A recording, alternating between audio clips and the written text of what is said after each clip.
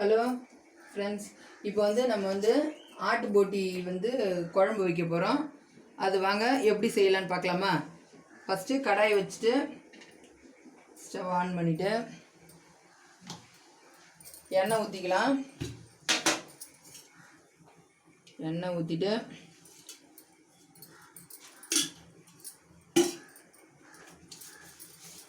கடுகு போட்டுக்கலாம்.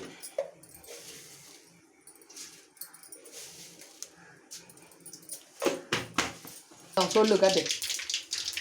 கடலைப்பருப்பு ஒரு 100 வேக வச்சுருக்கோம். இதில் போட்டியில் போடுறது, இது ஆட்டு குழம்புல போட்டி குழம்புல போடுறதுக்கு வச்சுருக்கோம். இப்போது எண்ணெய் கடுகு போட்டாச்சா, லவங்கப்பட்டை எல்லாமே போடுறோம்.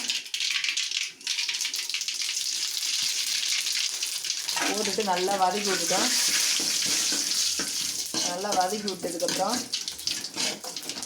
இது கூட இஞ்சி பூண்டு பேஸ்ட்டு போடலாம்.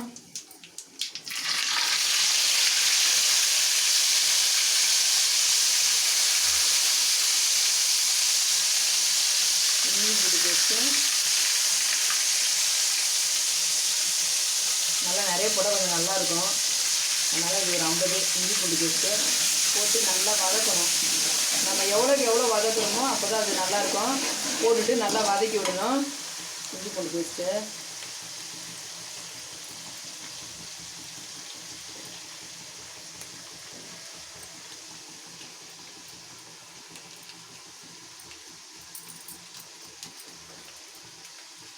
ஓகேங்களா? போட்டு நல்லா வதக்கி விட்டு நல்லா வதக்கி விட்டுணும். நல்லா வதக்கி விட்டு அப்புறம் பச்சை மிளகா ஒரு 3 போட்டுக்கலாம்.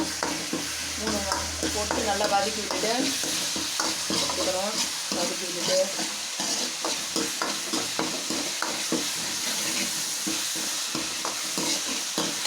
வெங்காயம் கட் பண்ணி ஒரு 4 வெங்காயம் கட் பண்ணி வச்சுருக்கிறேன். அதை போட்டுக்கலாம். ஏன்னா ஒரு போட்டின்றதுனால அது கொஞ்சம் நிறைய போட்டால் தான் நல்லாயிருக்கும். வெங்காயம் தக்காளி சரிங்களா? 4 வெங்காயம் பெரிய வெங்காயம் எடுத்து போட்டுக்கேன்.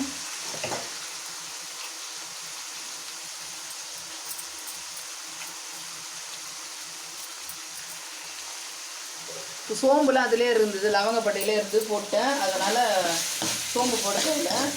வெங்காயம் நல்லா வதங்கட்டும். இது நல்லா வதங்கும் போது என்ன பண்ணலாம், கொஞ்சோண்டு கல் உப்பு போட்டுக்கலாம்.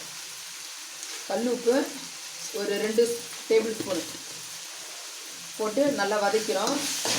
ஏன்னா அப்போ தான் சீக்கிரமாக வதங்கும். கொஞ்சம் மஞ்சத்தூள் போட்டுக்கலாம். மஞ்சத்தூள் ஒரு 1/2 ஸ்பூன் 3/4 ஸ்பூன் போட்டுக்கோங்க. போட்டு நல்லா வதக்கிறோம்.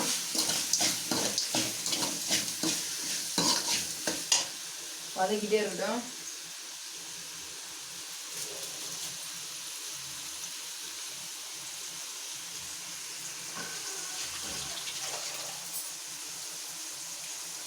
கருவேப்பிலை கொஞ்சம் போட்டுக்கலாம் உருவி.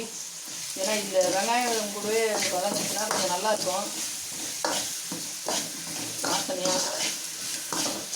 வெங்காயம் நல்லா வதங்கணும், நல்லா பொன்னிறமாக வதங்கணும். நல்லா வதங்கிட்டு இருக்கட்டும். நம்ம என்ன பண்ணலாம், அதுக்குள்ளே தக்காளி மிக்ஸி ஜாரில் போட்டு அரைச்சி எடுத்துக்கலாம். 5 தக்காளி இருக்கா, இதை மிக்ஸி ஜாரில் போட்டு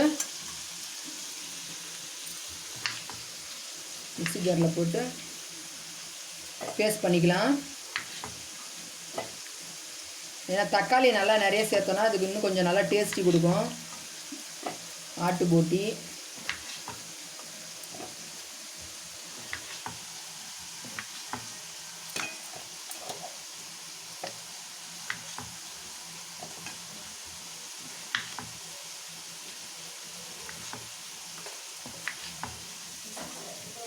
ஜாரில் போட்டு நல்லா பேஸ்ட்டாக நல்லா அரைச்சி எடுத்துக்கலாம். நல்லா ஃபைன் பேஸ்ட்டாக நல்லா அரைச்சாச்சு. 5 தக்காளி ஓகேங்களா? இப்போ அந்த வெங்காயம் நல்லா வதங்கிட்டு இருக்கு. நல்லா வதக்கிடுறோம். இன்னும் நல்லா கொஞ்சம் வதங்கட்டும். அதுக்குள்ளே நம்ம கடலைப்பருப்பு வெந்துருச்சான்னு பார்த்துக்கலாம். கடலைப்பருப்பு நல்லா வெந்து போச்சு. இதை ஆஃப் பண்ணிடலாம்.